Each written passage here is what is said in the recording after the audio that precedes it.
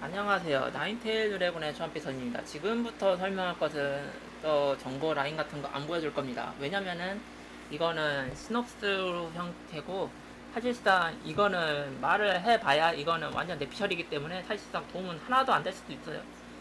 그러니까 이거는 나무 위키 보면서 하면 되는 거라고 보면 되냐? 나무 위키 보면서 해야 될 거야. 나무 위키 보면서 설명해 드릴게요. 이게 한국이 간첩이 얼마나 많이 끼어드는 개입이 얼마나 있는지 대한 설명이기 때문에 사실상 아무리 설명해봐야 의미는 없을 겁니다. 이미 일어난 시나리오고 이거 그냥 일어난 시나리오를 그냥 읽어주는 것밖에 안 돼요. 사실상 이게 왜 우리나라가 지금 나라가 개판인지 모르는 이거를 못 잡아서 문제인 못 잡아놔가지고 꽤 큰 문제가 생긴 거니까 잡지 못해서 문제를 이거를 잡았다면은 지금 이렇게 싸울 이유도 없고 이런 일이 일어날 이유도 없었지. 근데 안보교육이 잘못돼가지고 문제가 생겼는데 그 안보교육이 문제 생겼다는 것 자체를 국민들이 몰라요. 이유는 나무위키 가가지고 설명해 드릴 거니까 잠깐 준비하겠습니다. 그리고 이건 사상전이라고 해가지고 이거 전에 이거 올라가기 전에 있는 영상에 대한 설명을 보면 될 거예요. 이거는 좀 길 수도 있고 짧을 수도 있어요. 아주 간단하게 정리해가지고 문제에 대해서 하는 거니까.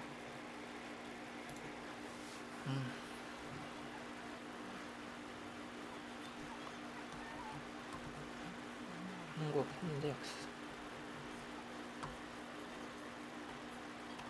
대 역사.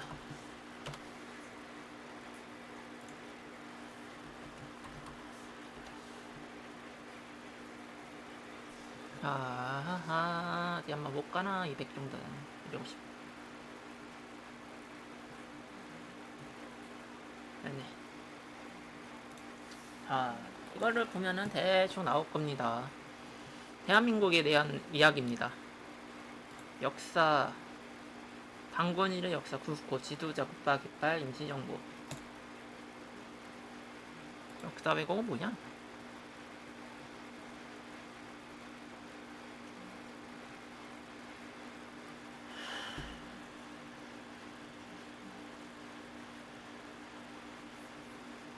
뭐냐, 이거.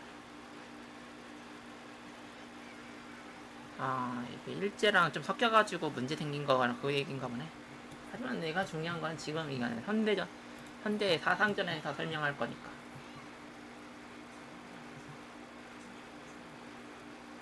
자, 이거는 중요한 게 아니라 한국의 역사 사건이라고. 한국 역사만 보면 되는 거라서.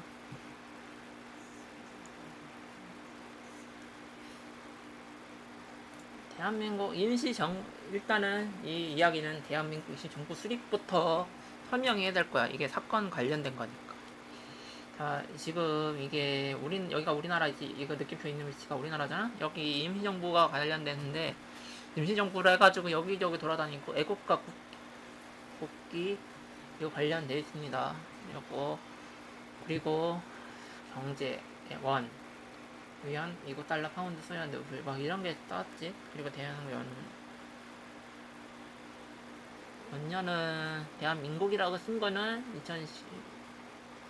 1919년. 내가 말하고 싶은 거는 딱 여기다 건국관념 이미종 건국관념 저기 뭐 어쩌저쩌고 이거는 세력이 했고 좌파 우파를 떠나 국내 독립 세력을 모으신 난관. 자, 이거는 뭐 설명은 대충 나온 거고. 근데 이게 중국인들이 개입한 게 많아가지고 정확하지 않아요. 근데 완벽하지는 않아. 내가 말할 수 있는 거는 역사, 민주, 뭐 여러 사건이 있어. 임시정부 일의 사건들이 있어. 이게 뭔가 10여 년의 노예생활 벗어났다는 거. 이거 관련된 거. 이승만 대통령이 빼만 거고 임시정부에서 한 거고 자유민화 소리쳐라 뭐 이런 거. 이게 우리 중에 가장 중요한 게 자유민화 국무총리가 부총장과 불러라 만세 불러라 뭐 이거. 이게 기본적으로 놔둬야 할 거니까. 기본적으로 놔둬야 되는 그리고 의원 내각제 대통령제를 했다가 바뀌었지 이게. 이것도 문제는 없어. 아, 제 식구 내가 설명하고 싶은 분이 어디냐. 여기까지는 뭐 별 문제 없어. 한국전쟁 이후 전후니까. 명령 일평등 국가 인류 대의를 선전.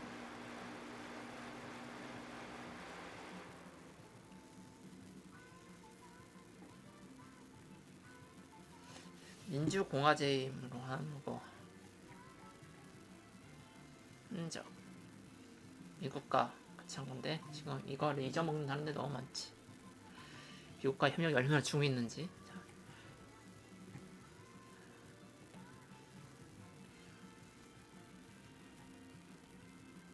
식별 행적 2020년대 뭐 이거는 됐고 어딨냐 1980년대. 자, 이게 서로 싸웠던 거, 임시정부를 싸웠던 거. 여기에서가부터 아마 여기서부터 정치 싸움이 시작된 거지. 우리나라 남북과 갈라진 정치 싸움.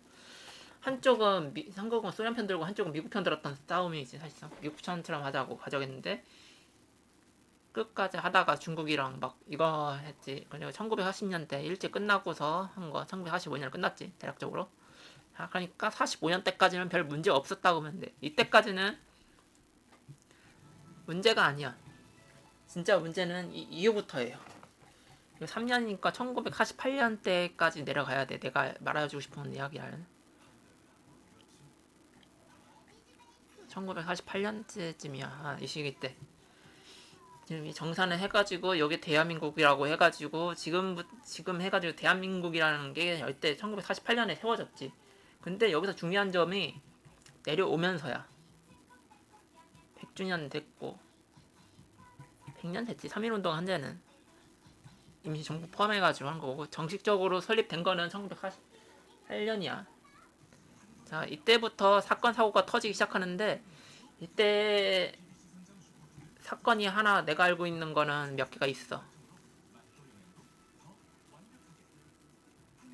1900 그때 뭐였더라? 뭔 일이 사건 터지기 있는데 여기는 안 나왔네.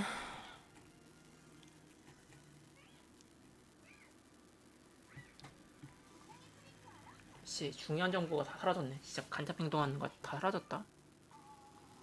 간첩 행동했던 정보가 다 사라져 있네. 시방갈로 왜? 정치를 봐야 되나?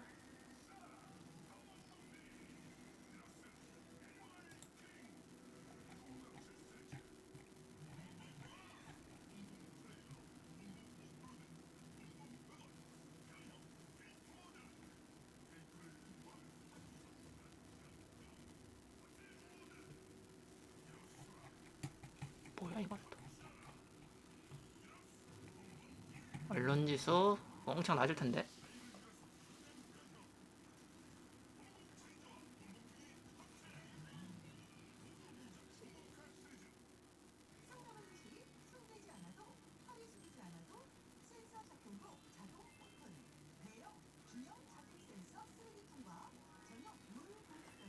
스페인 식지수가 이따위로 돼 있냐? 이거 배로 나갈 텐데 뭐 고수좀 되겠구나. 자, 우리나라는 정치 구조가 이렇게 됐지. 근데 이게 다 깨졌지 지금. 일단 이게 중요한 거 아니야.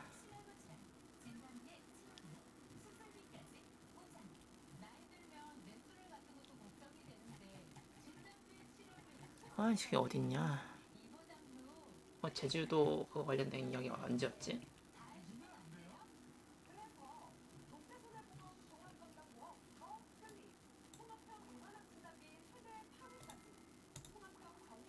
뭐였더라?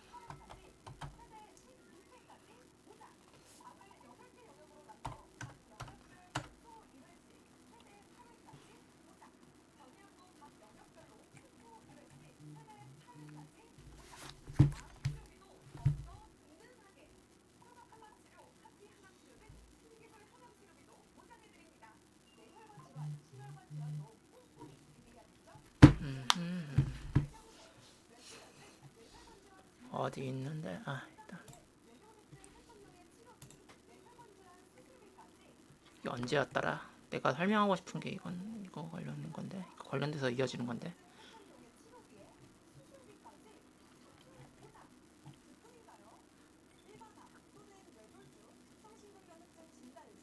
아 여기 있다.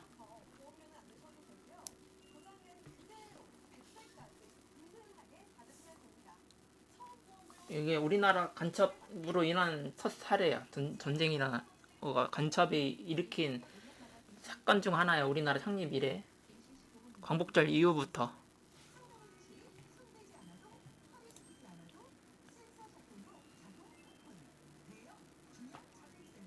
아 여기 있네.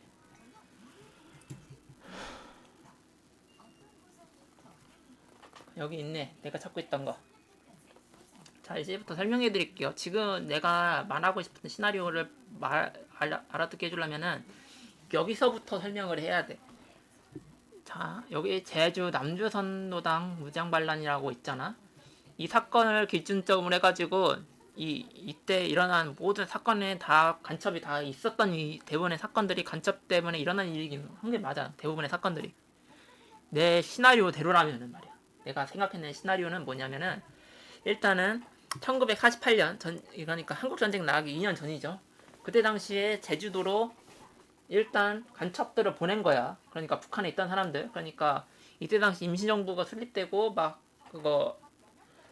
일본에서 막 넘어오고 막 했잖아. 일본으로 넘어갔다가 돌아오는 사람들 막 있었을 거 아니야. 돈 모아가지고 돌아왔을 거 아니야. 거기 가정에 이루고 했던 사람들 있을 테지만 돌아오고도 했던 사람들이 있을 거야. 그러니까 그 시점에 했을 때 이때 일본인들이 하도 기록 말살한 게 꽤 있어 기록을 지워버리고 해가지고 이걸 다시 재발급하는 데까지 시간이 걸렸단 말이야. 이건 어쩔 수가 없어. 그래가지고 이 문제가 꽤 크다는 거야. 우리나라 입장에서는 1948년도에는 신분을 보장할 정보 자체가 매체도 없었고 이것 자체가 없다라는 가정 하에서 시작하면은 지금까지 일어난 모든 사건들의 그 결론성이 나와요. 그러니까 내가 아까 말했다고 했던 게 말하고 싶었던 게 이거예요. 그 하상전이라는 게 아주 장기전으로 목표하고서 시작하면 어떤 결과가 나오는지에 대한 설명입니다. 일단은 100년 정도의 목표를 세우는 거예요. 일단은 이게 막 10년, 20년 안에 일어나는 게 아니야.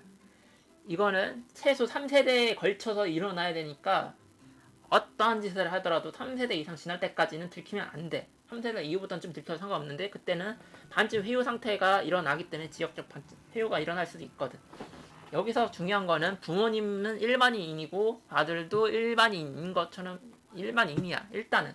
근데 여기서 중요한 거는 누가 돈줄을 재고 있냐야. 한마디로 이걸 기준했을 때 1948년도잖아.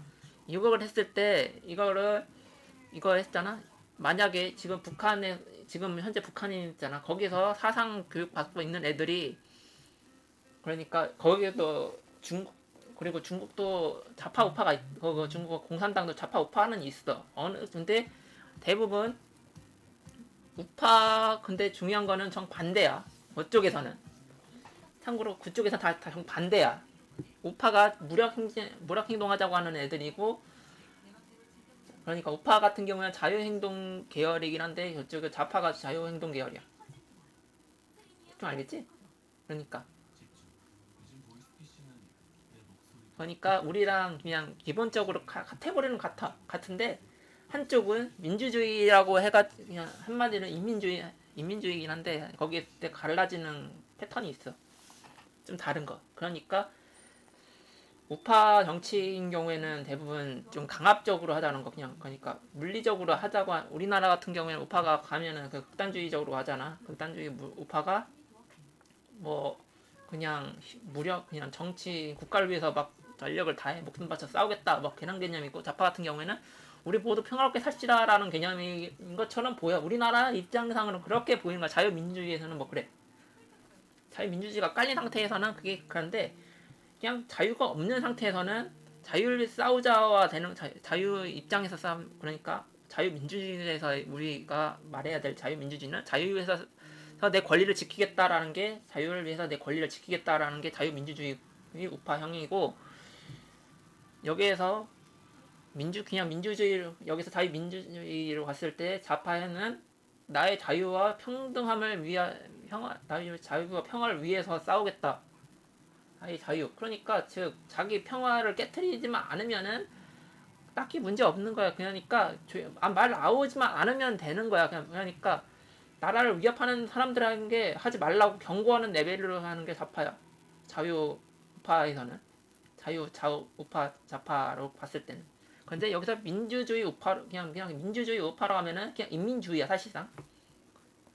왜 인민주의냐면은 이 경우에는 이 검에서의 내가 날 그러니까 지금 아까 말했던 내가 자유우파 했을 때 날 건드리니까 평화롭게 가자고 하는 애들 있잖아. 그게 좌파가 되는 거야. 아니 좌파가 아니라 우파가 되는 거야. 자유롭게 날 건드리지만 않으면 난 평화롭게 지내고 싶어라고 하는 애가 좌파라고 했지만은 이제 이 사람들이 우파로 가는 거야. 그냥 민주주의로 넘어가면은. 자, 그러니까 이 사람들은 싸우고 싶진 않으니까 그냥 휘둘리는 타입이고 이 사람들은 그러니까 자유와 평화를 위해서가 아니라 나의 평안을 위해서 너희들이 적이 돼야겠어. 내 평화를 위해서 너희들이 희생해야 돼라고 하는 사람들이야 사실상. 그러니까 그리고 그 문제가 그리고 평화주의자라고 주장하는 놈들 때문에 생기는 거야라고 사실상 하고 여기에 없는 거기에서 여기 우파라고 하는 그 극단주의 그 전쟁광처럼 보이는 그 소련에서 그 맞다 소련이 난다 그 나치였지 나치했던 그 사람들 그 히틀러 그 사람을 모티브로 해가지고 그 문제를 내려. 근데 사실상 그 행동은 좌파도 우파도 다 할 수 있는 레벨이야. 근데 그거를 뭐로 포장했냐. 그리고 여기서 중요한 거는 독재를 한다고 하는데 자유우파에서 독재라는 개념은 뭐냐? 그냥 리더야. 그냥 그 사람 잘못하면은 그 사람 그냥 보내버려. 그냥 끝이야. 그럼 끝나는 거야 거기서. 근데 여기에서 그냥 인민주의 좌파인 경우에는 어떻게 되냐? 일단적으로 주동하게 되면은 이게 주동 세력으로 받고 그 사람을 따르는 종교 단체가 되는 거야. 주동해서 따르는 종교 단체가 되는 거야. 그러니까 그 밑에 있는 사상을 그냥 그대로 받아들이고서 이게 맞는지 틀린지를 생각을 안 하고 그냥 냅다 그냥 들이받는 거야. 아무 생각 없이 생각을 안 하고서. 그러니까 말하자면은 여기에서 자유와 평화를 말하면서 그 자유 평화를 위해서는 내가 권력을 잡아야 돼. 그래야 너희들한테 나눠줄게라고 하고 있는 거야. 한마디로 자기가 대가리가 돼가지고 너희한테 나눠줄게. 이런 상황이야. 그리고 반대쪽에 근데 자유우파인 사상이지 인민주의인 사상 이거고 자유우파인 사상은 거의 개인이 자기가 할 수 있는 만큼 최대한 노력을 해서 얻을 수 있는 만큼 얻는다. 이 개념이거든. 사실상. 그리고 이게 형태를 국가로 잡는 거고 이거는 그리고 자유민주주의고 거기에 다 있는 거야. 국가 형태를 잡아가지고 자유민주주의라는 거는 국가 내에서 자신이 얻을 수 있는 얻는 걸 최대한 얻고 자신을 지키겠다라는 개념으로 봐도 돼요. 사실상. 근데 여기서 우파로 바뀌는 여기가 우파 개념이기 때문에 뭐 그렇다 치더라도 좌파 개념으로 넘어가. 근데 참고로 이건 자유진영 개념에서 근데 여기에서 그리고 여기서도 평화주의자가 중도야. 그냥 여기서 평화주의자가 중도고 이 중도라고 기준했을 때 또 좌파로 넘어가는데 여기서 또 넘어가잖아. 평화주의자 넘어가잖아. 여기서는 자유가 없는 인민주의야 사실상. 인민주의에서 여기에서의 내가 리더가 돼가지고 너희들한테 나눠주겠다. 막 이런 개념을 하잖아. 배급해주겠다는 소리죠 한마디로. 그냥 이 상황이면은 당연히 이 사람이 이 사람이 정치하고 막 하지만은 문제는 이게 종교화가 돼버리면 좆돼버리는 거야 그냥. 이 사람의 능력을 보고 따르는 게 아니라 이 사람의 말빨만 보고 따르는 거지 사실상.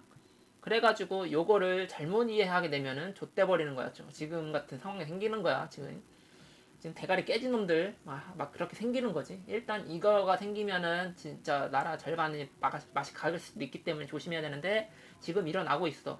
왜냐고? 대가리 깨진 놈들이 있으니까. 지금 상황을 판단하는 능력이 없는 사람들이 절반이 넘어요 솔직히. 인간의 절반은 바보라고 하니까. 절반은 자기 앞가림도 못하는 바보가 많으니까. 절반 이상은. 한 65%가 자기 앞가림 못하는 사람들이야 솔직히 말하면. 자 일단은 여기에서 65%가 그 사람이고 35%에서 40%는 이 사람들인데 여기에서 여기서 좀 지능이 있는 사람들이 여기 아까 내가 말했던 사람들 중 좌파 중에 좀 지능이 있는 사람들이면은 한 15% 정도가 이쪽으로 돌아서 알아서 오게 돼 있어. 여기에 자체적으로 가 있어.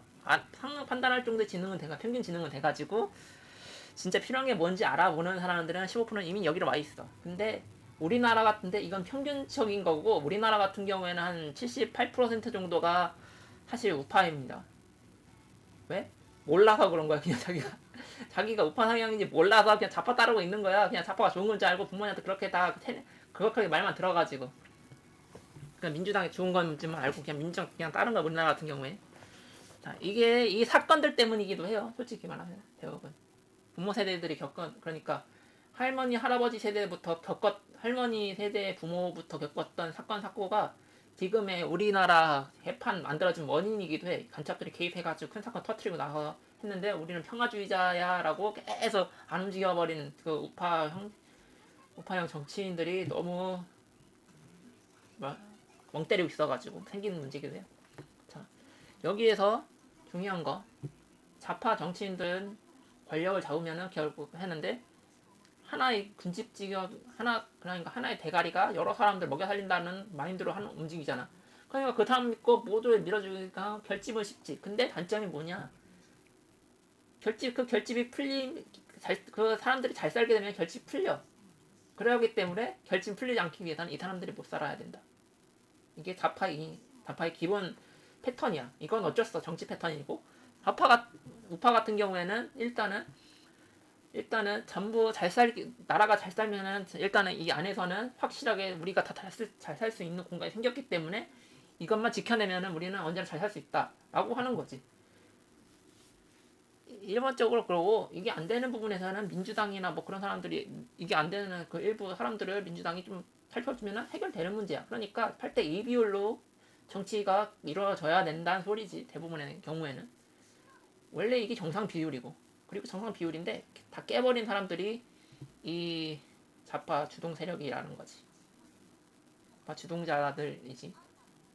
자, 일단은 이 이야기에 대해서 이걸 알려준 이유는 이걸 기준으로 봐야 돼. 한마디로 우파는 자유와 정의를 기준하에 자기 자신이 할 수 있는 만큼의 모든 거를 하겠다고 하면은 그냥 하겠다고 하는 만큼 할 수 있는 사상이기 때문에 그냥 타인에게 그냥 지적적 물리적 피해만 안 주면은 그냥 무작정 할 수 있는 데까지 하면 되는 거야. 근데 좌파의 행동 개념으로 봤을 때는 어떻게 되냐?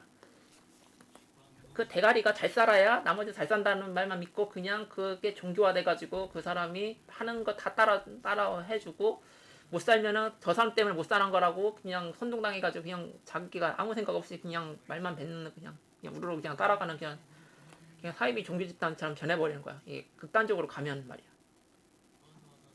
그리고 극단적으로 갔다는 거는 싸워야 될 상황이라는 소리지. 싸워야 될 상황인데 우파 같은 경우에는 진짜 자기 자기 땅과 자산을 지키기 위해서 싸우는 거고, 좌파 같은 경우에는 자기 사상 지키려고 싸우는 거예요.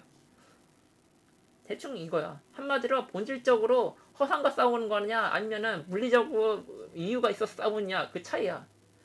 근데 여기에서 물리적인 이유로 싸우는 거야. 뭐 그럴 만한 이유가 되는데 사상적으로 싸우는 거는 사실상 그냥 너 죽으란 소리예요. 그냥 가족을 죽음으로 내몰겠다는 소리랑 똑같은 거야. 근데 지금 그 짓거리를 하고 있는데도 이 사람들은 몰라. 좌파 쪽에서는. 좌파 쪽은 진짜 모르고 있는 그 소리를 하고 있는데 본인들이 몰라. 왜? 이건 회유돼가지고 자기가 지능이 떨어져가지고 모르는 거야. 그 생각을 안 하거든. 이 사람들은 특징이 생각하기 싫네. 그냥 저 사람 말 따르자. 이런 생각밖에 안 해요.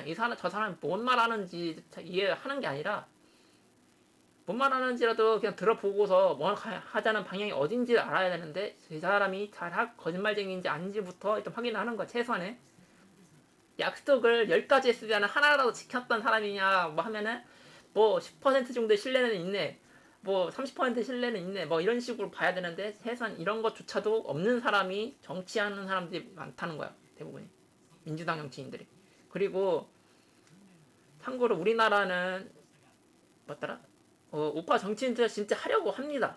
하려고 했는데 여기서 중요한 점은 그러니까 IMF 이전부터 한 1990년도부터 민주당 정치인들이 더 많았어요. 그때 이후부터는 어쩔 수가 없는 게 그 전두환 때문에 군사 정치를 해버려가지고서 좀 반감심이 너무 세져 버렸거든. 엉뚱한 그것 때문에 어쩔 수가 없었어. 일단 그건 알고 계셔야 됩니다. 이 상황을 이해하려면은 왜 상황이 있다고까지 오게 됐는데 거기에서 우리가 왜 간첩 행동이 있었는지도 모르는 이유에 대한 설명이니까 여기까지 프롤로그였습니다. 자, 일단은 남조선노당이라고 해가지고 무장 반란이 일어났습니다. 참고로 이거는 간첩들의 공작으로 인해서 제주도에 정착한 사람들이 있는데 그 사람들이 일으킨 사건이라고 보면 돼. 한마디로 이 섬 사람들 같은 경우에는 정보에 대한 취약성이 너무 심하거든. 섬나라고 그 다음에 이 사람들 말도 우리가 알 거 아니에요. 제주도 사람들 사투리 알 거 아닙니까? 못 알아들어 먹어. 그러니까 외국인이 왔어도 외국인들이 와가지고 여기 숨어들었고 그리고 제주도 사람들 서로는 다 안단 말이야. 그래도 한 1, 2년 정도 있었을 거 아니야. 1945년도쯤에 여기서 한 3년 정도 여기 정착을 시도한 거지. 그래가지고 아마 한 100명 정도, 내가 봤을 때는 한 100명 정도의 인원이 여기로 투입됐을 거야. 아마 간첩으로. 1차 선발로 해서 여기로 제주도로 일단 투입했을 거야. 여기에다가 전초기지를 만들어서 하려고 전초기지 만들고 이게 아마 했던 걸 거야. 그리고 이 전초기지 만드는 작전은 뭐냐. 그 간첩들이 생활하는 거 있잖아. 일단은 여기가 대한민국에서 최남단이고 정치적으로도 취약하고 정보 전달도 떨어지니까 여기에서 사상 전파를 하면은 괜찮겠다라는 생각으로 일단 여기 들어와가지고 먼지거리를 했고 무장 반란 상황까지 유도한 거지. 사실상 허점 정보를 그냥 과대포장시켜가지고 선동하는 정보, 한마디로 간첩들이 정보 선전하는 거 있으니까. 그러고서 여기서 계속 있다가 계속 문제되니까 여기서 계속 했다가 자기네들까지 총 맞을 것 같으니까. 사실상 간첩들 같은 경우에는 정보 전달이 빠르거든, 상대적으로. 그러니까 이렇게 선전 일으키고서 일부 시민한테 거기 원래 있던 투박이들한테 해가지고 그 사람들을 선동에 해가지고 그 사람들 대표로 세워놓은 거지. 그냥 앞에다가 세워놓고서 그 지금 4.3 사건이 터지게 만들어 버린 거지. 그러고서 자기네들은 그 정보를 자기네들끼리만 알고 그 주변 사람들 지인들한테는 알려지지 않고 그냥 가버린 거지. 섬 내 깊이 있던 사람들한테는 안 알려버리고 그냥 간 거야, 그냥. 그리고 그 정보를 받은 사람들도 이 사람들 중심이었을 테니까. 이 정보를 갖고 온 사람들 이 사람 중심이었을 테니까 그 정보가 없으니 당연히 그 내부에 있는 사람들을 죽일 수밖에 없는 거지. 그냥 왜냐, 이게 3일 전에 이게 나오라고 광고하고 계속 빨리 알리라고 했고 나머지는 전부 간첩으로 할 건데, 사실상 이게 간첩일 때 휘둘려서 생기는 전쟁이나 상황이라 보면 돼. 어떤 상황이냐면 간첩이 그냥 제주도에 들어가서 막 이런 뭔 사건을 일으키고 그걸 과정 표장하고 정치적 문제라고 포장한 뒤 나오는 거야. 바깥쪽으로 이제 하고 그 정보를 이 사람들이 먼저 획득한 다음에 그 사람들한테 일부 사람들한테 알리고 그냥 가버리는 거지. 자연스럽게. 이게 그리고 이 사람들이 어디로 갔냐? 여수로 가는 거야. 여수 순천 사건 일부. 그리고 여기 가가지고 남주선노당 다 했잖아. 자, 이 사람들이 또 반란 일으키게 해서 한 거지. 그리고 남주선노당이라고 해가지고 이 반란 단체를 만들어 놔가지고 이 사람들이 여기저기서 반란을 일으킨 거야. 근데 이렇게 할 수밖에 없. 이렇게 한 이유는 한국전쟁 빌드업이야, 사실상. 지금까지는 한국전쟁 빌드업입니다, 지금. 근데 여기서 중요한 거는 이 사람들이 전부 체포된 게 아니라는 거야. 전부 잡힌 것도 아니고. 주동 세력이 있었지만은 그 주동 세력이 이 세력이었는지 아닌지 우리는 정확하게 알지 못하지만 주동 세력에 회유된 사람이라고 보는 게 더 정확합니다. 왜냐하면 일반인인 척하고 이때 당시까지 정보력이 엄청 떨어지고 사진기도 없었어. 솔직히 말해서 그거 거의 없었으니까 기록이 남진 않아. 솔직히 사진만 안 찍으면 기록이 안 남아. 그러다 보니까 여기로 가도 저기로 가도 우리 아들은 못하고 하니까 몇 년 동안 하고 거기에다가 그러다가 전쟁까지 터져봐. 절대 하는 거야. 아무것도 알지 못해. 일공하고. 그러니까. 그러고 여기에서 지금 있죠. 여기를 해가지고 이제 부산으로 우리 전쟁 때문에 부산으로 이제 이동하는 거야. 부산으로 이동해서 이제 할 거를 하는 거고, 이때가 아마 2차 100명 더 투입됐을 당시. 왜? 이때 전쟁 중이었고 그 전쟁 중에 피난민이었거든. 피난민에 섞여가지고 아마 100여 명 정도의 또 간첩이 또 섞여 들어왔을 거야. 가족 포함해서. 나는 성인 기준이야. 여기 자식이 나왔는지 안 나왔는지 모르지만 이렇게 왔고, 이게 한국전쟁이 끝나면서 다시 생존자하고 그거 신분을 밝히기 위해서 막 이것저것 정하는데 막 그때 당시 뭐 전쟁으로 워낙에 신분이나 뭐 관련 정보 다 날아가 대부분 다 날아가가지고 없었을 거야 아마. 그리고 이걸 확인할 수가 없는 이유는 북한 이거 일본 때문에 일본이 일부 기록을 지워버렸기 때문에 어쩔 수 정보가 일부 누락됐거든. 그걸 이용해가지고 한 간첩 행동이고 이때부터 약 100여 명의 간첩이 들어왔습니다. 그러니까 최소한 100여 가정이 그러니까 200여 명의 간첩이 이미 국내로 들어왔다고 쳐. 그 항목에서 가정을 했을 때 여기에서 했으면 됐을 거야. 그러면은 최소 이때 25살에서 30살 정도 되는 정치에 개입할 수 있는 사람들이 서서히 드러 나올 거야. 이제 들어왔어. 정치에 개입하려고 하는데 문제는 아직 대한민국 정부가 좀 불안전해. 그래가지고 여기에 하는 거는 외부의 그냥 세력을 도와주는 척하는 행동이지.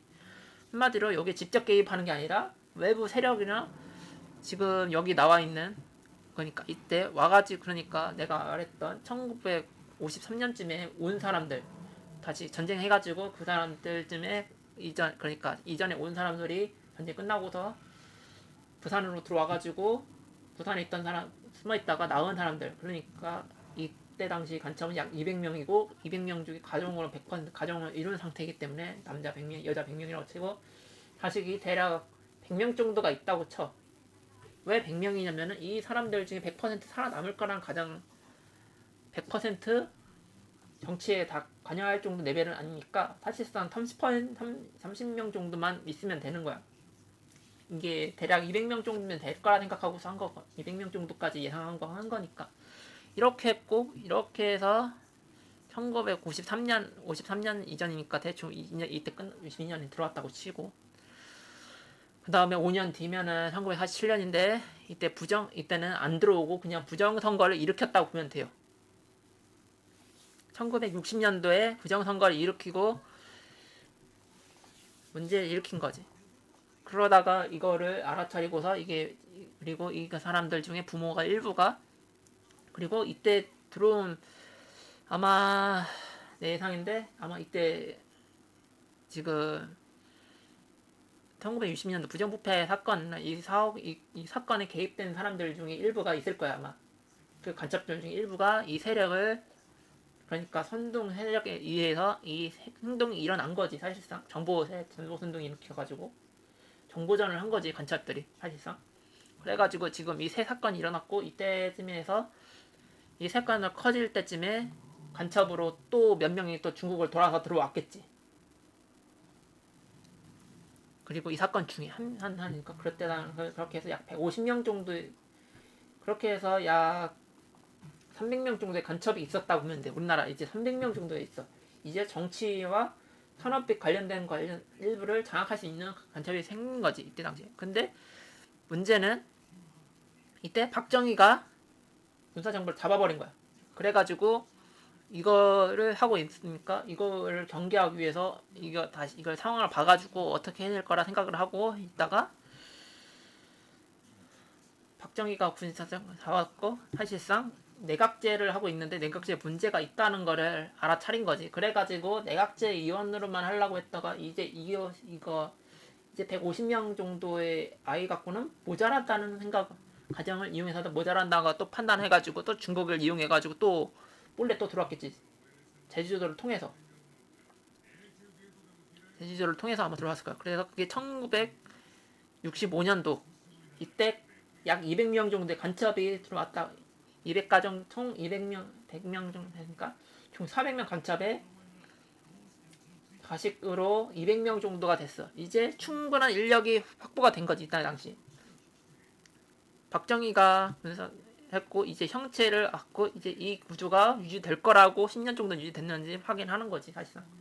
이게 중국하고 북한에서 같이 했기 때문에 우리가 모르는 거야. 근데 그러니까 북한에서 200명 정도를 보냈고 중국을 통해서 200명 정도 더 보내니까 즉 200명 정도 보냈으니까 즉 가정으로 봤을 때 약 200에서 400 정도가 되는 거야.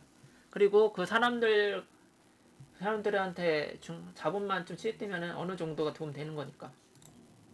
그러니까 간첩은 약 400명의 그 투입 자녀는 최소 200명 이상이 될 거라고 가정하고 행동을 개시한 거지. 결국 400명 정도가 있다고 보면 돼. 그러니까 총 가족을 포함해서 여기 600명 정도의 간첩이 들어온 거고, 그 다음에도 계속 간첩을 집어넣었을 거야. 일단적으로 이건 가정형 간첩이라고 해서 탄 사람들과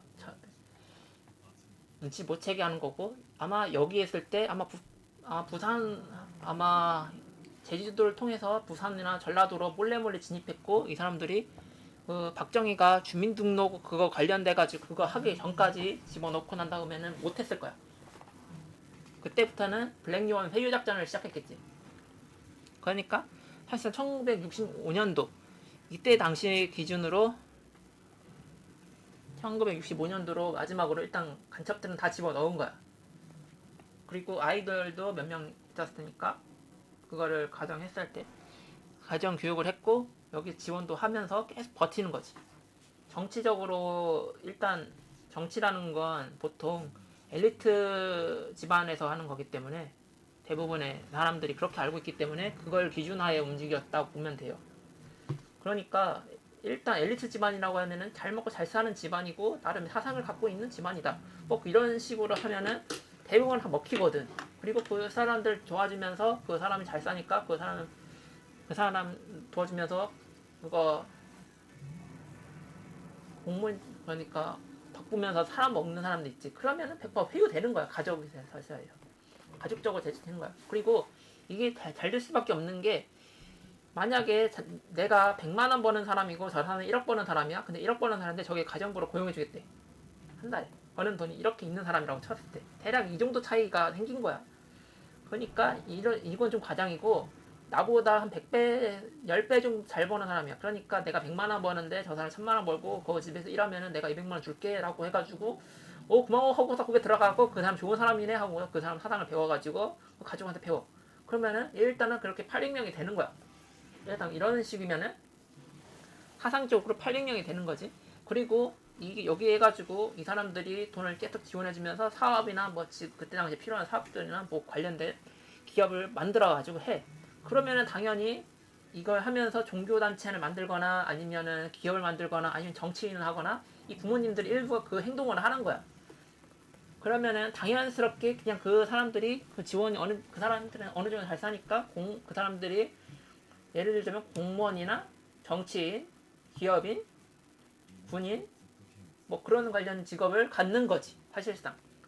그리고 이게 10년 박정희 정부가 있을 때 하고 있었던 거고, 그렇게 해서 한 15년 좀 되고 아이들이 한 5살 때쯤에 들어왔다고 쳤어. 1995년도라고 했을 65년도라고 했을 때 5살쯤이고, 한 1980년대 한 20살쯤 될 거 아니야. 이제 정치에 입문할 때 사건 사고를 일으키고, 이때 당시에 뭔 짓거리를 했단 소리지.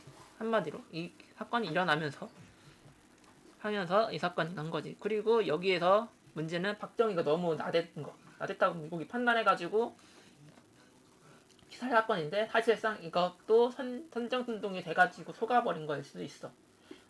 좀 박정희가 좀 위험한 핵 만들겠다고 한 것도 있는데 그것까지는 좀 문제가 있었으니까 솔직히. 그리고 이제 최규하가 임시로 갖고 있다가 넘어간 거지. 그러고 전두환 최규하가 갖고 있다가 전두환이 계엄 쳐가지고 나라 쿠데타를 뺏어버린 거. 그걸 감안했을 때 여기서부터가 이제 꼬이기 이제부터 일을 터트린 거지. 그동안 회유됐던 사람이니까 최소 20년 정도의 시간, 최소 80년도니까 15년 있고 15년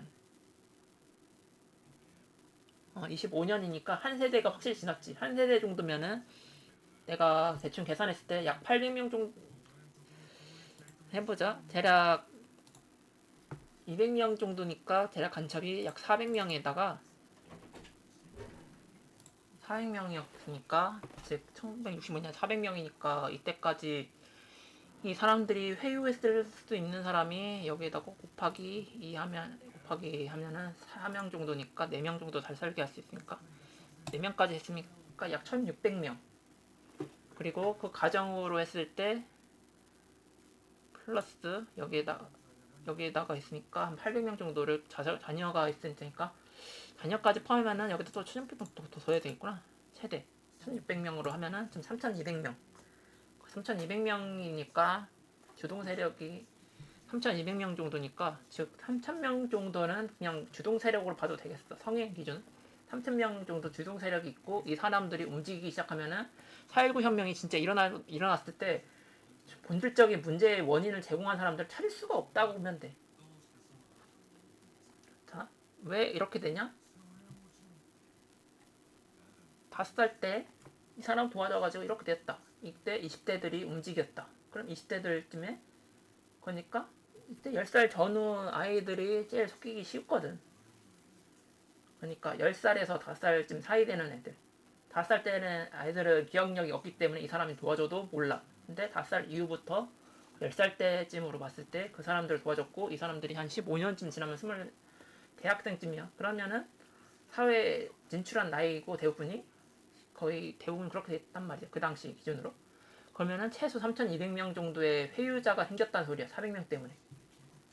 거기 가정에 있었고 거기 아들 딸들 같은 경우에도 있었다고 치면은 아마 4,000명 정도까지도 볼 수 있어. 그러니까 한 마을의 1%고 4,000명 정도가 회동되었고 여기면은 그 정도면은 4,000명 정도라고 보면 되는 거지. 대략 3,200명에서 최대 4,000명 최소 3,200명 정도가 그 5년, 10년, 25년 사이에 회유됐고 만약에 여기에서 한 명 더 한다면은 6,000명까지도 갈 수 있다는 소리야. 최소 이걸 봤을 때는 3,000에서 6,000 또는 8,000까지도 본다고 봐야 돼. 최대. 가족까지 보면. 그러니까 이 사건에 휘말린 사람이 약 8,000명이 넘는 사람 거의 10,000명 가까이 된다고 보면은 이 전두환 당시에 전두환 개입이 있었다고 했을 때 이 사람들이 8,000명이 넘는다는 개념이 생겼고 이 사람 회유된 사람 8,000명을 전부 다 잡아야 되는데 이 사람들을 잡아야 되는 상황인데 이때 이거를 할 수가 없었던 이유 중 하나가 이 사람들이 전부 다 대부분의 전라도에 있었던 사람들이니까 이 사람들 대부분 전라도에 있다 어느 정도 잘 사는 집안 사람들이라는 것만 알고 있지 그 이상을 알 수는 없었어. 그 회유 증거를 하고 싶었지만 이 사람들이 그 덕을 보고 살았던 사람들이니까 말을 해도 소용이 없다는 소리야. 그러니까 결과적으로 최소 4,000에서 8,000명 정도로 잡아야 되는데 이 사람들 폭동 일으키면은 결과적으로 솔직히 웬만한 솔직히 4,000명 정도가 폭동 일으키고 있으면은 우리나라 입장에서는 솔직히 막을 방도가 없어서 그냥 길 막고 통제하고서 이 사람 맞는지 안 맞는지 일단 찾아야 돼. 4,000명 정도 그냥 하는 거였는데 근데 이 사람이 잘못 판단한 게 있어. 이 전두환이 하나 잘못 판단한 거. 뭐냐면은 그냥 힘으로 찍어넣으면 다 해결되겠지.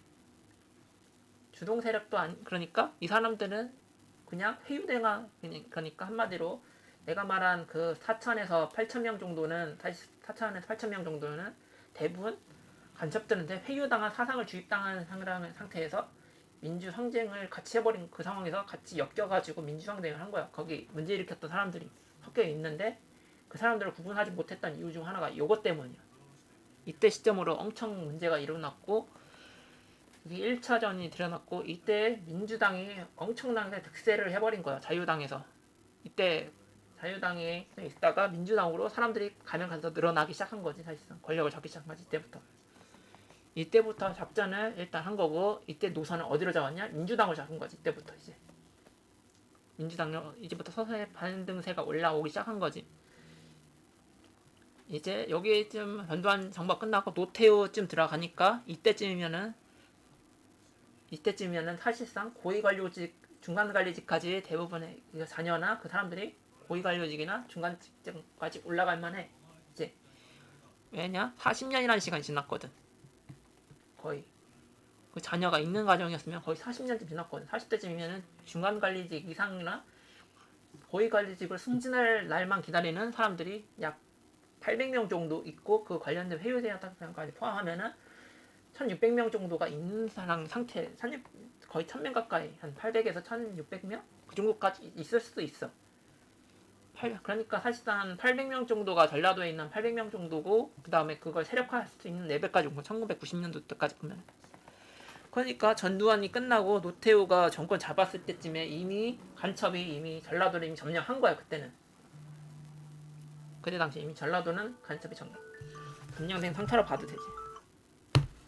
간첩이 전라도를 점령했고 그 상황에서 민주 거기에서 또 뭐 관련된 민주항쟁 운동 같은 거 또 일어나고 문제가 생긴 거지. 그리고 여기에서 중요한 점, 이 때가 마지막으로 일어났고 이때부터 안 했어. 안 한 이유는 단순해.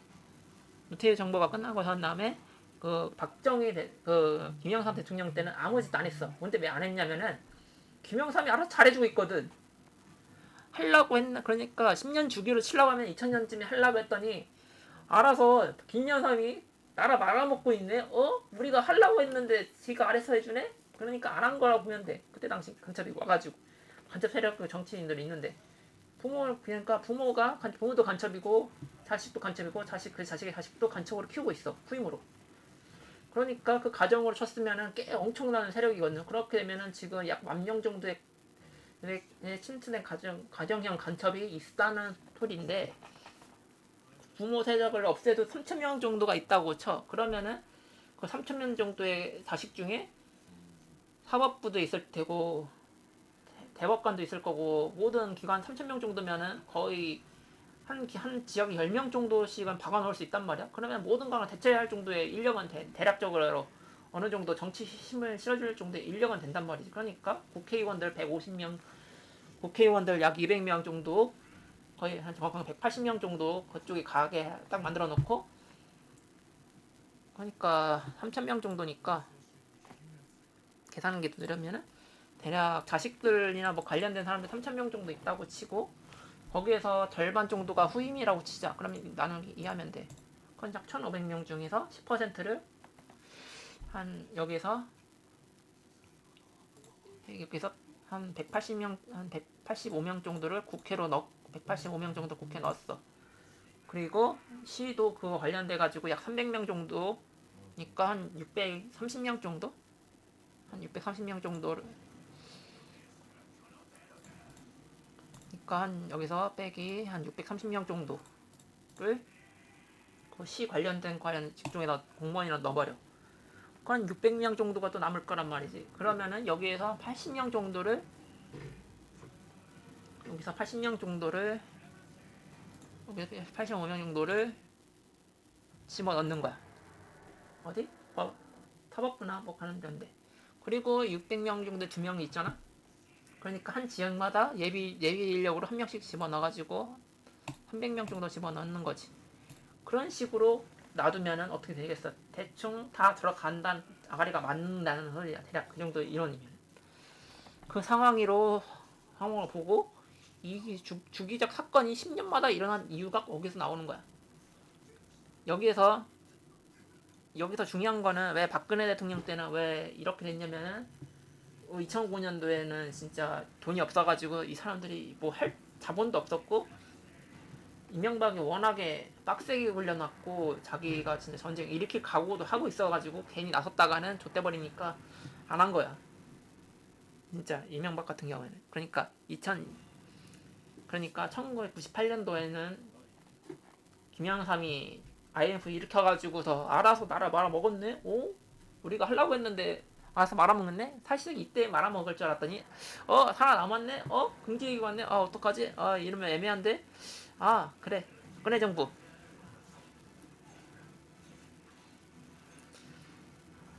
그리고 이때 당시에는 몰랐는데 아마 그리고 이때 당시 아마 대부분의 이 사건이 터지고 끝나고 난 다음에 10년 정도 지났잖아, 시간이. 그러다 보니까 정치인들이 그러니까 공무원하고 있던 정치인들이 행정직 하던 공무원들이나 뭐 여러 사람들이 올라와가지고 아마 민주당 쪽으로 많이 기울었을 거야. 그쪽으로 많이 넣었겠지. 그러니까 정확히 2005년도 그 노무현 당시 문재인하고 해서 문재인을 대통령 만들기 위해서 일단은 그 사람들 뿌락지들 해가지고 같이 막 이것저것 해놨겠지. 막 자기네들이. 그래가지고 민주당이랑 노무현이랑 싸웠던 이유가 그걸 거야 아마.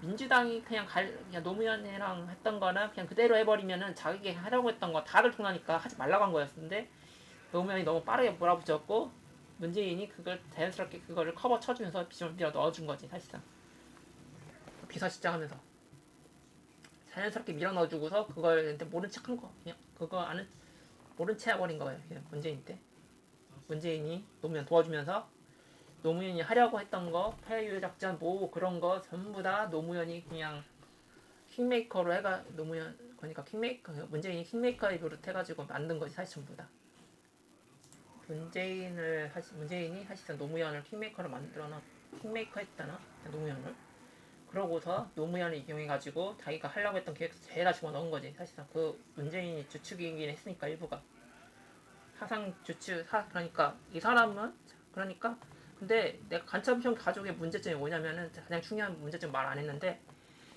일단은 자기 사상이 맞는 줄 알고 있는 사람들이 많아. 이게 왜냐면은 그게 부모 교육관과 그 시대상에 보면서 문제에 대해서 이걸 해결하기 위해서는 그게 맞는 거라고 방향성을 넌지시 지시해줬고 그게 맞는지 안 맞는지 일단 확인하는데 문제는 이 사상이 교육이 좀 했고 그 사상이 유리한 지점이 그 광주광역시 주변 전라도거든. 의외로 그 근처가 계속 그 성장 배경을 그렇게 만들어 두는 거야.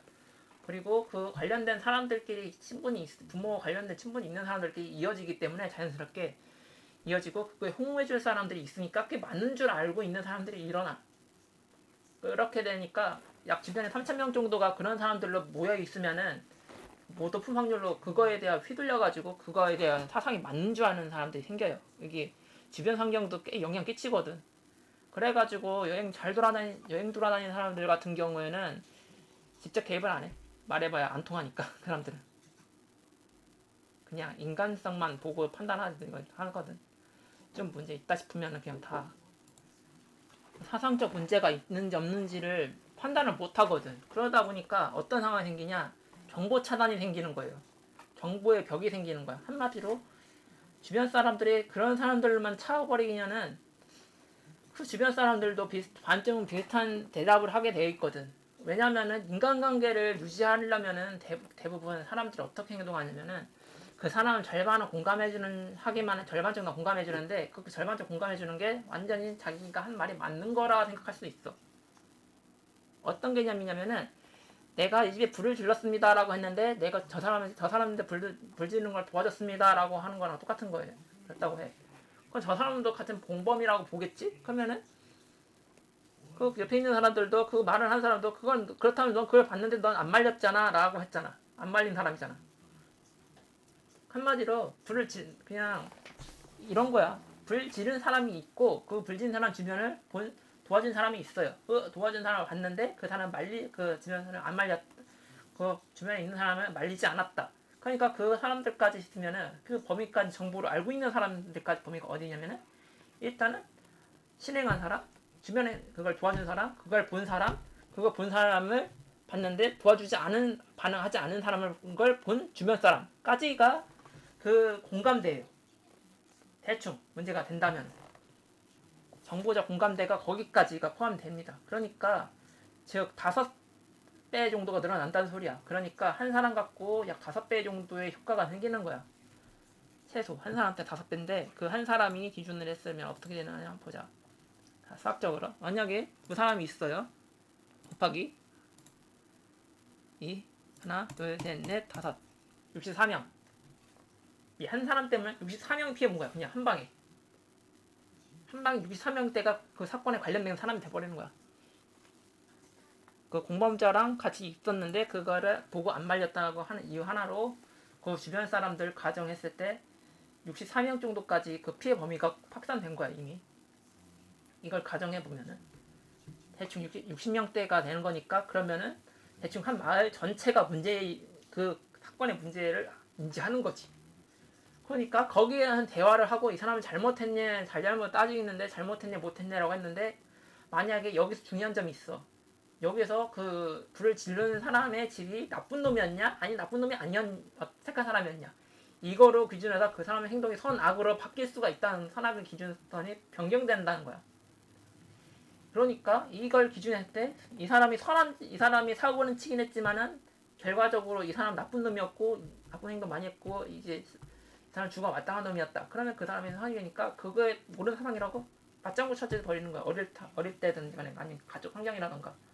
이게 1980년도 이전 시점에서는 가능했었어. 이런 사상 교육이 가능했는데 80년도 이후에는 조금 힘들어졌겠지. 왜냐? 정보가 많이 열려버리는 시기였으니까.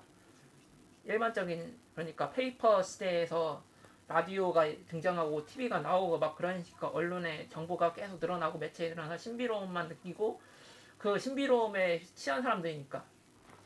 왜냐면은 지금 그 세대가 40, 50대거든. 40대 이상이 정확하게 40대 후반에서 45세 이상부터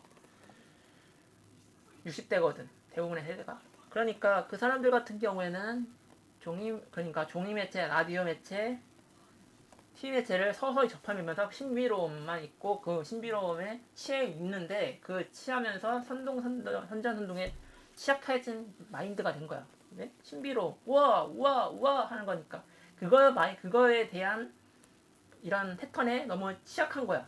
그러다 보니까 20대 그러니까 지금의 한 40대 초반하고 10대들 같은 경우 10대까지 해서는 정보 매체일 때, 와, 이런 게 있었네. 근데 이거 진짠가 아닌가라는 구분을 하는 훈련을 엄청 해놨어. 근데 40대 후반 때 나이 때부터는 그딴 훈련 한 번도 안 했어. 팩트 체크라는 거는 뭔지도 몰라. 팩트 체크? TV에 나왔네. 그 기사가 인터넷에 올라와 있나? 보는 게 아니야. TV에 올라왔어. 그런 일이 있었다고? 신문 기사를 읽어보자. 종이 신문 기사 찾아. 안 나와 있네? 그 TV에서 말하는 게 맞나 보지 뭐.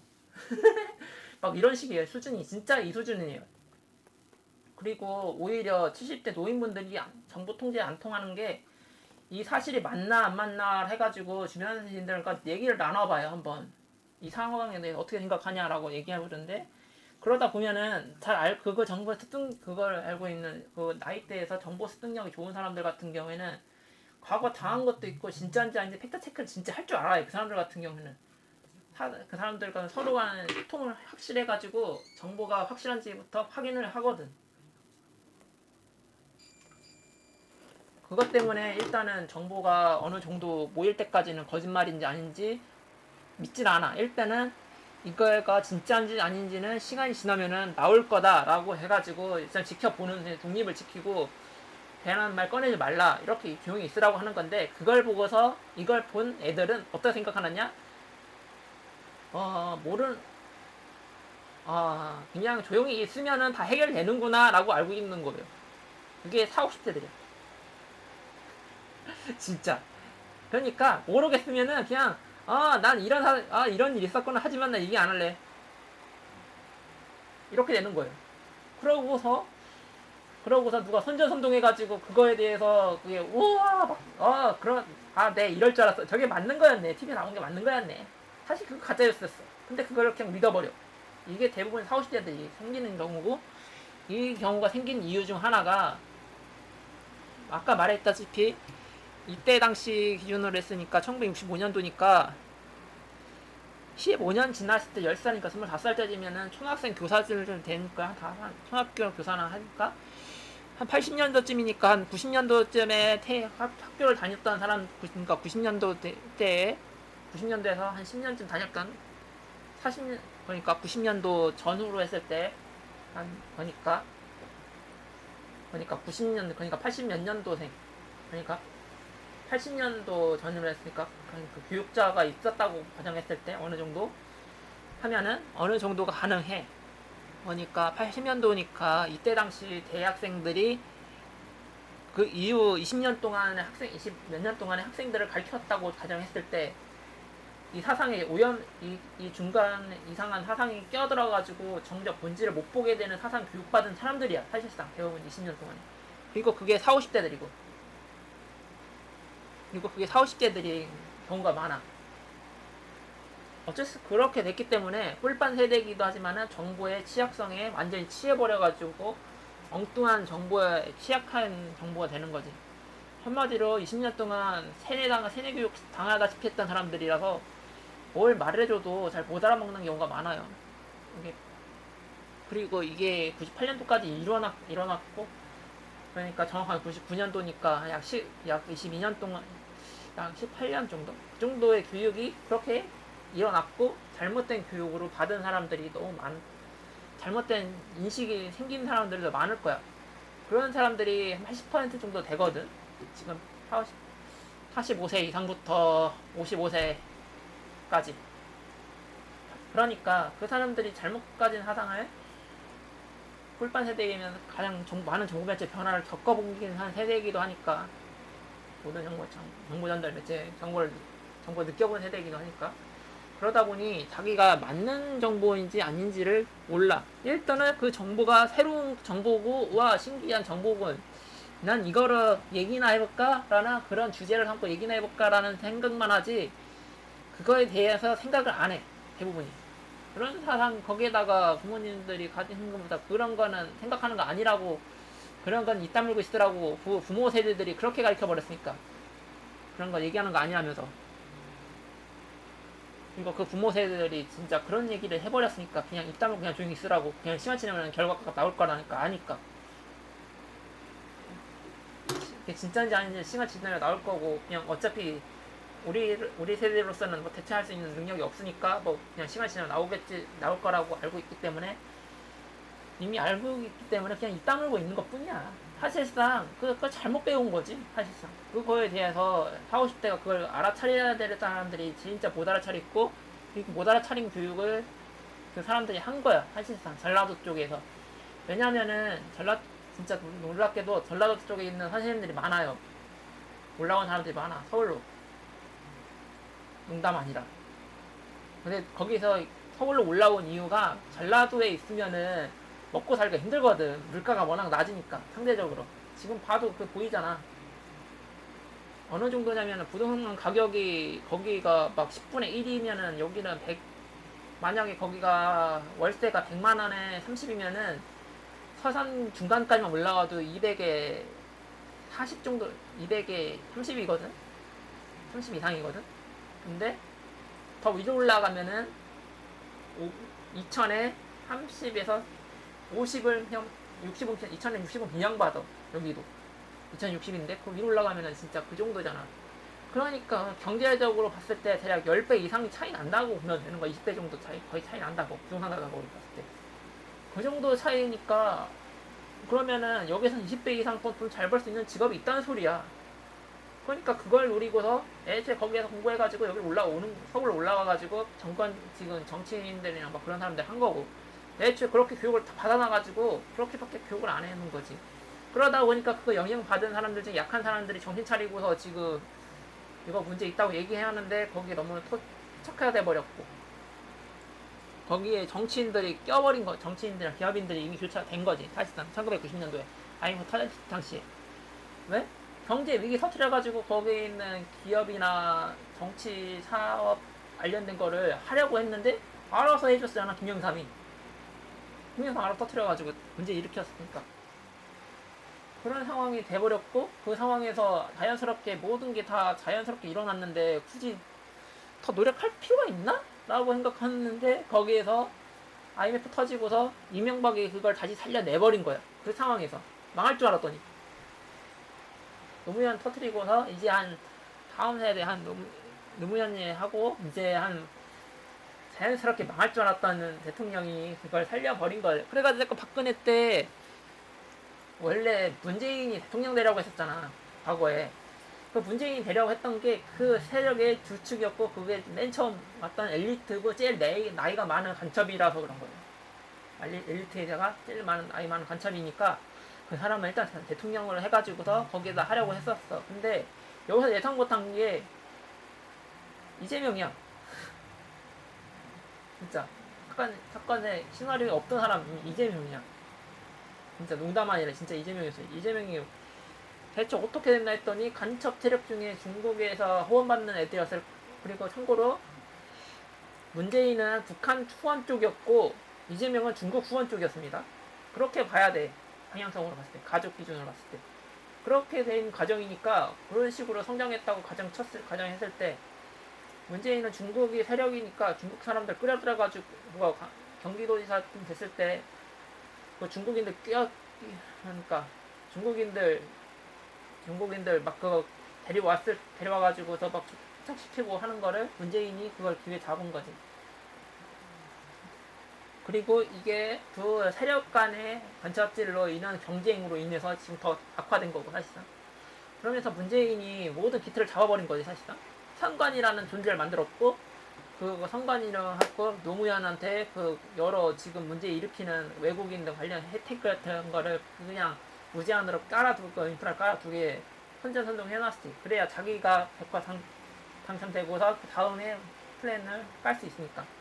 그러다가 그걸 들키지 않으려고 자기 당선됐을 때는 중국이랑 막 친하게 안 지내는 것처럼 말만 해놓고서 했지만 실제로는 반미행동 하다가 패싱당하고 난리 났었지. 그러다가 윤석열 대통령 해가지고 결과 정당 어느 정도 손쉽구멍 만들어놨는데 그걸 이재명이 다 막고 있는 거고. 그게 지금 이 상황이에요. 그러니까 내용을 정리하자면은 지금까지 내용을 정리하자면은 1948년도 이 제주도에 간첩들 50명 투입됐고 이 사람들이 여수 대구 돌아다니면 여수랑 대구를 돌아다니면서 간첩 행동하면서 국가 대응 능력을 확인해 보는 거지. 그러고서 공격해도 될 것 같다라는 거 판단돼가지고 공격했고 이후 전쟁이 끝나고서 부산 쪽으로 해가지고 피난민 해가지고 부산 쪽으로 사람을 1,000번 더 집어넣었어요. 93년도 전쟁 끝나고 1,000번 더 집어넣어가지고 간첩이 약 100명 정도가 된 거지. 간첩이 200명 정도 들어왔고 그 다음에 또 5년 뒤에 이 부정선거랑 난리 나면서 문제 일으키고 하면서 50명 더 들어와가지고 약 300명의 간첩이 들어왔고 그리고 또 1965년도 또 100명의 간첩을 또 집어넣은 거예요. 그 사이에 집어넣었다. 그리고 이 사람들의 자식이 커가면서 15년 정도 지나면은 대충 다시 15년 정도면 1세대들이 15년쯤 했을 때 정치에 개입을 시작한 거지. 그리고 정치 개입이 시작된 거는 전두환때부터 시작인 거지. 정치적 행동을 시작한 거야 정확하게는. 그리고 그게 광주 민주화 사태 운동 4.19 혁명이었고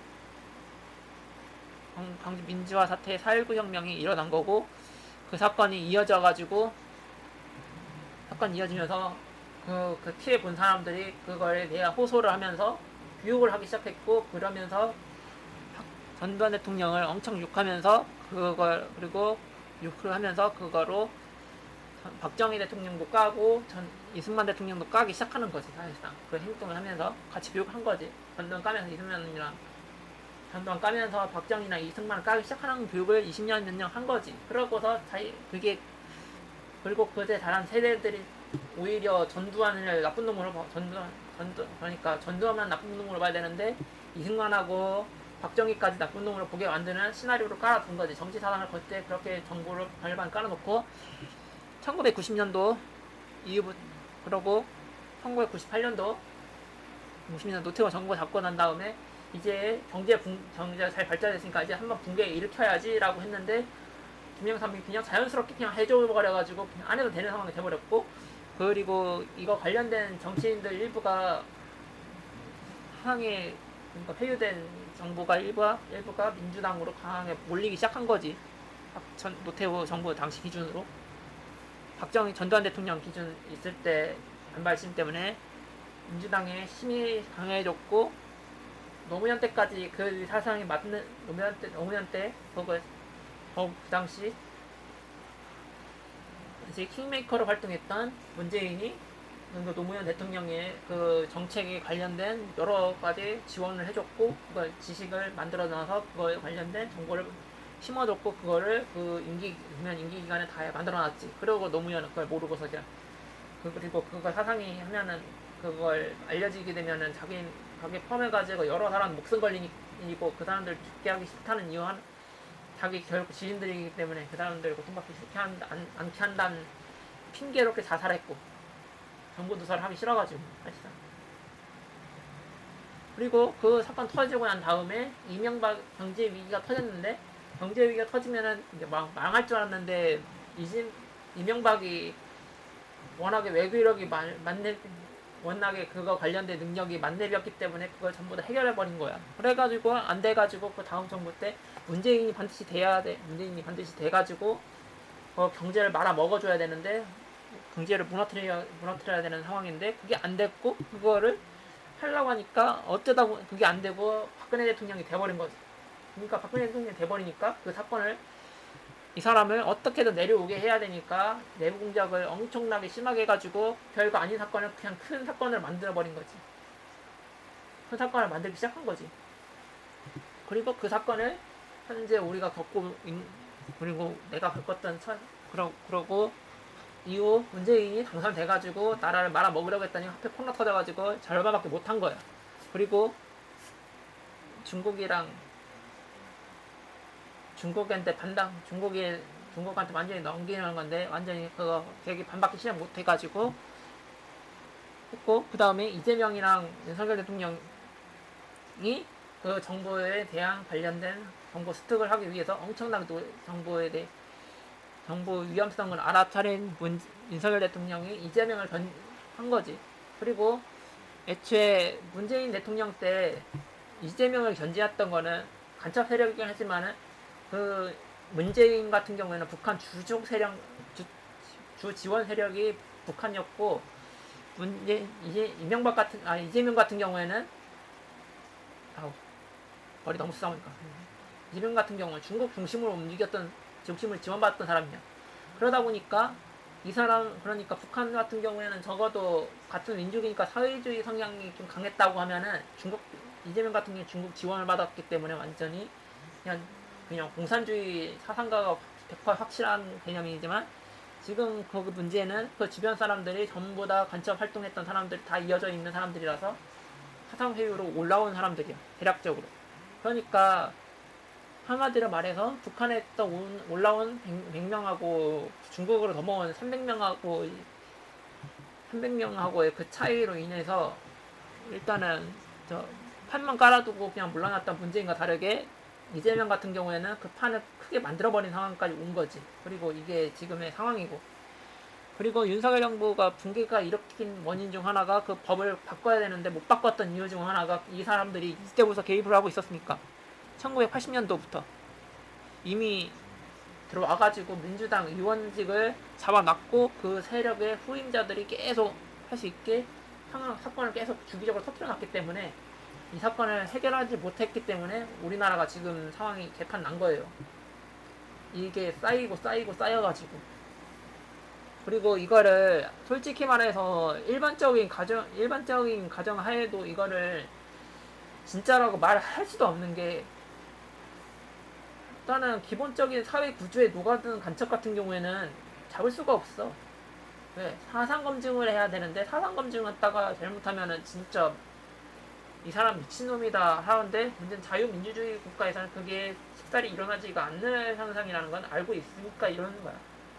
왜냐면 중국 같은 경우에는 그런 사람이 있으면은 그냥 신비로운 세상으로 보내버릴 테지만은 우리나라 같은 경우에는 체포해가지고 조사받고 처벌 법령 없으면은 그냥 풀어버리거든. 이런 상황이 생겼기 때문에 우리가 지금까지 알아내지를 못하는 거예요.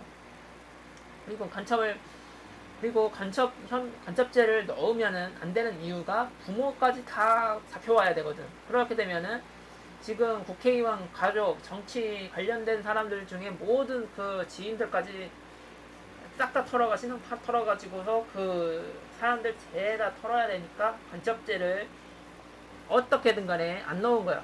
그때 노무현 때 그 협의는 했었는데 그때 못 넣은 이유 중 하나가 거기서 나오는 겁니다. 왜? 간첩죄를 넣으면은 지금 거기에 있는 민주당 의원 절반 정도가 잡혀갈 확률이 있었으니까. 그리고 지금은 3분의 2 이상이 간첩이니까 국가기관의 3분의 2 이상의 인력의 절반 이상이 지금 간첩으로 덮여있고 그 사상으로 도입됐다가 자연스럽게 풀려난 사람들도 있고 거기에 옹호해가지고 지금까지 완전 덮였는데 아닌 척하는 사람들도 있고 하니까 이 사람들이 다 혐의죄가 걸리기 때문에 이렇게 되면은 최소 3만 명 정도의 공직자들이 조사받게 되는 상황이 생기는 거예요. 그것 때문에 지금 안 하는 것 뿐이야.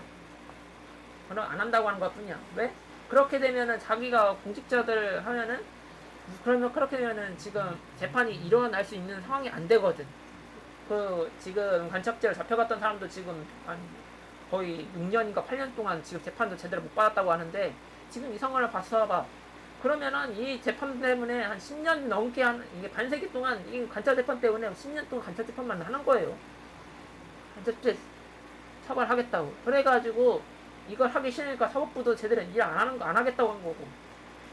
이런 상황 생기기 싫으면은 그냥 입 다물고 있으라고. 너희들 막 그러니까 사실상 일하기 싫은 건 사람 다 똑같아.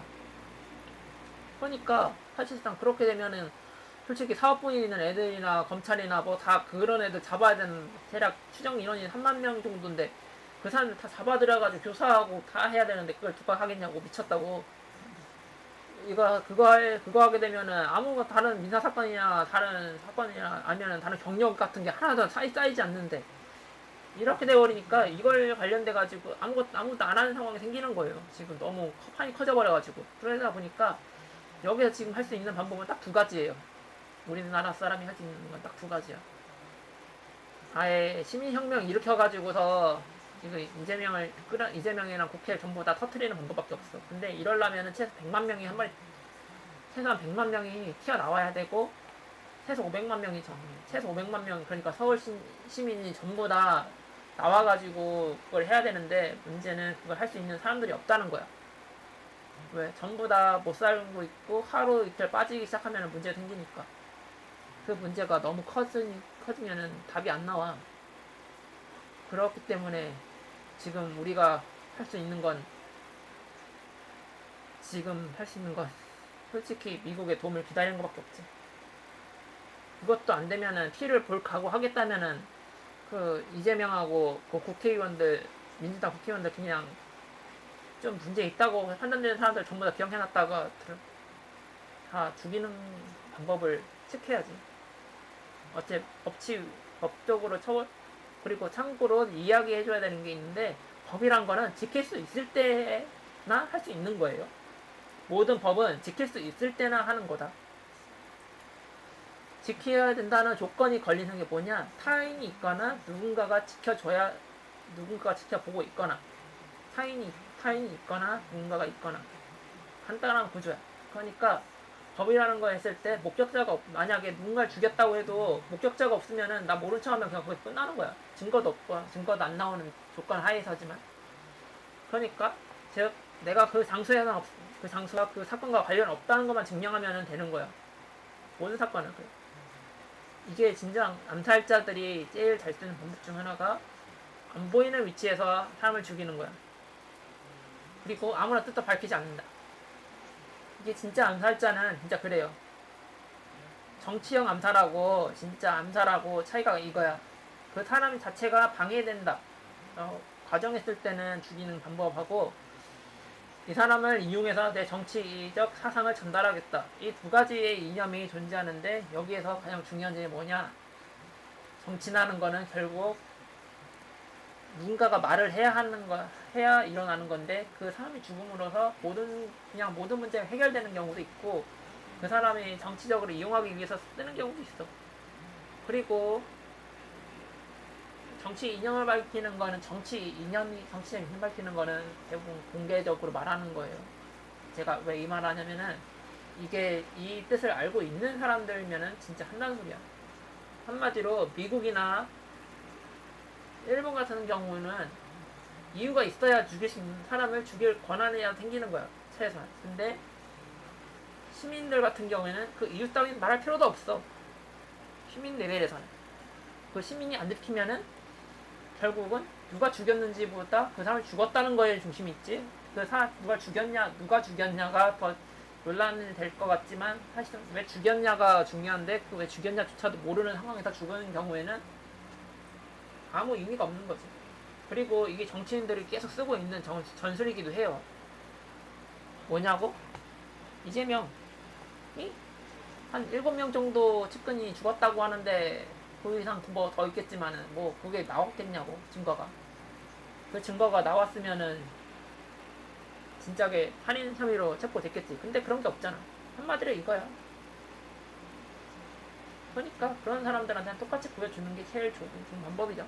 왜냐면은 그 사람들이 똑같은 짓을 당할 거라는 생각은 안 하거든. 대부분의 사람들은. 그러니까 언론 통제나 뭐 그런 건 뒤집치고 눈에 안 보이는 위치에서 그 사람을 처리할 수 있는 조건만 되는 거야. 그러니까 그 근처에서 내가 있지만 않으면 되는 거지. 그 근방에 참고로 그 시야의 근방이라는 거는 뭐냐? 2km 이내요. 왜냐고? 2km 이내에 있으면은 대부분의 사람들은 그 사람들이 그 2km 이내 수색 범위 안에 사람들이 있을 거라고 판단하거든. 근데 드론 만약에 내가 예상했을 때 드론 같은 걸 공격했다? 이 경우에도 일단적으로 기본적인 시야가 확보된 공간이니까 최소한 2km 이내에 있을 거라고 보는 거야. 왜? 그 결과를 확인하기 위해서 왜냐면은 그 방화범을 생각하면 돼. 방화범은 사건을 일으켰으면 그 사건 주변 현장에 있었을 거라고 보는 거니까 보이는 현장에 있을 거야. 라고 생각하지만은 실질적으로 수함 같은 드론을 병기로서 이용한다고 가정했던 사람들은 사실 그 지역보다는 꽤 먼 거리 있어. 생각보다. 근데 그거를 사람들을 인지 못한 것 뿐이야. 그걸 알고 있어야 돼. 그리고 참고로 우리나라는 드론의 공격에 대한 정책이 하나도 없습니다. 왜냐고? 우리나라 건물들, 그러니까 우리나라는 고층 빌딩이 높잖아. 근데 고층 빌딩에서 드론 잡겠다고 총 쏴대봐. 그러면 총알 떨어져봐. 그러면은 민원 들어와가지고 거기에 쏜 사람들한테 처벌해달라고 해. 그랬기 때문에 드론이 지나가도 저기 드론 지나갑니다 라고만 말하고서 거기는 아무것도 못한다는 거야. 그리고 그거에 해서 그거 드론 하는 사람을 빨리 CCTV를 찾아야 돼. 근데 안 보여. 그러면은 전파 수신 장비를 해. 그렇게 하는 데까지 약 3분에서 5분 정도 걸리는데 그 정도 거리면은 그 정도 거리면은 5km 정도 이미 주파 거리면은 이미 목표 지점에 다 도달한 상태거든. 그러면은 그때 정보 끊고서 거기 폭발시키면은 그냥 거기서 끝이야. 폭발하면 거기서 끝이야. 이미 목표가 사라진 뒤에 그거 격추시켜 라고 허가가 떨어지는 거야. 이미 터질 때쯤에 목표 지점에 갔을 때. 그러니까 폭발물 메고서 그냥 암살 대상 있는 데까지 날아가면은 알아서 터트려 줄 확률이 높다는 소리야. 그리고 그 주변을 충돌만 하면은 그 근방에서 터트리기만 충돌하고 터트릴 수만 있으면은 그냥 거기서 끝나는 거야. 그리고 뭐 중요한 거는 절대 재료나 흔적에 관련된 그 인증적 정보나 지문 같은 거 남기면 안 된다는 점이지. 확실하게 날려버려야 되니까. 그리고 참고로 그런 게 터졌을 때 그 준비한 반경에 어느 정도의 이사 행동하는 사람이 있냐 없냐를 확인하겠지만은 솔직히 그거 찾을 수 있는 사람 몇 명 없을걸. 캠핑장에서 날려가지고서 거기로 쭉 날려가지고 딱 톡톡 타고 떨어지면은 사람이 없고, 그리고 다른 방법 중에 드론 수험이라고 해가지고 처음부터 차량에 실어놓고 드론 수험을 확 일으켜가지고 거기에 목표에다가 대략 있는 데까지 그냥 와가지고 목표 지점 정하고서 그 사람이 날라가가지고 거기서 지휘 드론으로 그냥 한 방에 그 위치로 공격하라고 설정하고 그냥 가버리면은 그냥 끝이야. 그러면은 폭발물이 그렇게 돈 엄청 깨지긴 하겠지만 그 방법 쓸 경우에는 웬만한 경우는 다 처리가 가능해. 근데 이건 우리나라랑 일본, 대만 수준에서의 한정이야. 솔직히 말하면. 왜냐면은 다른 데 같으면은 이미 이직거리 하는 거 이미 다 관찰되고 이걸 하는 순간 이미 정보부에서 기처에서 이미 다 알아차리고서 막을 테지만, 근데 문제는 우리나라는 지금 정보부 사람들 제대로 일 안 할 거예요. 왜? 국가의 이익이 되는 게 아니라 국가의 악이 되는 것만 열심히 하라고 시키고 있으니까. 그렇기 때문에 아마 지금 정보 요원들 아마 80%가 아마 이탈했을 거예요. 그래가지고서 지금 아무것도 모르고 있는 거야. 지금 외교단절 상태야. 왜냐면은 정보 요원들이라는 소리는 즉 우파의 성향이 엄청 강한 사람들이 모여있는 집단이거든. 대통령실에 있는 사람들이 최소한 국가의 이익이 되는 행동을 하는 사람들인데 그게 안 되니까. 그리고 터졌을 때도 터지는 이유도 거기 생긴 거고, 문제일 때 해체된 이유도 그거니까. 왜냐면은 자기 말 안 들을 거 뻔하니까 그냥 알아서 그냥 퍼트릴 거야. 퍼트리고 시에다 빼버린 거고. 그러다가 권력이 약해지고 조사 능력 떨어지고 사후 활동 능력 떨어지는 것 뿐이지 실질적으로 중요한 정보는 하나도 못 받는다는 걸 몰라. 이게 노무현하고 김대중 때는 적어도 그걸 알고서 움직이거든. 근데 그런 것조차도 없이 움직이는 사람들이야. 이 사람들은. 그런 지식, 사전 지식조차도 없어. 왜? 이 사람들한테는 국정원하고 정보사 같은 사람들은 다 적이거든. 얘네들이 힘 갖고 있으면은 자기가 간첩이라는 사실을, 간첩이 관련된 사람이라는 거를 알기 때문에 그냥 죽여버릴 수도 있다는 걸 알고 있어. 왜? 이게 정보부랑 국정원들이 갖고 있는 유일한 권한 중 하나가 저 사람이 범죄자인가 확인되면은 죽여버려도 상관없다라는 유일한 권력이 있었거든. 근데 이게 지금 사라진 상태이기 때문에 안 되는 거지. 왜냐면은 그 국정원 요원들하고 정보사 사람들을 충성시킬 수 있는 게 진짜 대통령이거든. 그 사람들이 100% 활동을 하고 있었는데 안 되게 행동했다는 거는 정치적 사상이 너무 강하게 작동되고 있다라는 걸 알고 있기 때문에 이 사람들은 그 집중해서 나와버려 전부 다. 그렇기 때문에 오합지졸을 깔려버리는 거지. 한마디로 지금 경호처가 있다고 하면 아마 특수부대 훈련하다가 빠져가지고 떨어진 애들이었을 거야. 아마 특수부대 뭐더라? 투김대나 뭐 그런 거 하다가 떨어진 애들. 그러니까 B급, 그러니까 1등을 못 해가지고 B급 이하로 떨어진 것 사람들 중에서 그 최하위에 있는 사람들로 지금 경호 구성됐을 거고, 그 관련된 정보부도 만약에 전부 다 그렇게 될 거고, 이제 정보사들 관련된 사람들도 전부 다 이제 잘려가지고 더 문제된 애들만 있을 거야. 이제 절반 이상 나가리 돼가지고서 이제 끝나풀로 활동했던 애들이 위로 올라가 있을 거야. 이러니까 이 사람들이 제대로 활동할 수 있는 레벨이 아니라는 거지. 한마디로 이 사람들은 일반인 통제까지만 할 수 있지, 일반인이 조금 미친놈의 한 명이라도 만나면은 진짜 이 사람들 다 갈려 나갑니다. 한 번이라도 솔직히 말해서 지금 내가 이건 가정이니까 솔직히 가정하에 말하는 거니까, 솔직히 누군가가 대통령을 암살하겠다고 지금 막 맨몸으로 그냥 앞에 달려들 멍청하지만 안 하면은 얘네들 전부 다 처리 가능해요. 한마디로 그냥 그냥 몸통 박치기 같은 수준으로 그냥 칼 들고 설치지만 않으면은 지금 있는 대부분의 정치인들, 대통령들 전부 다 해결 가능합니다. 무지성 몸통 박치기만 안 한다는 가정하겠지만, 무지성은 이게 뭔 뜻이냐면은 그냥 칼 들고 설치지 말라는 소리예요.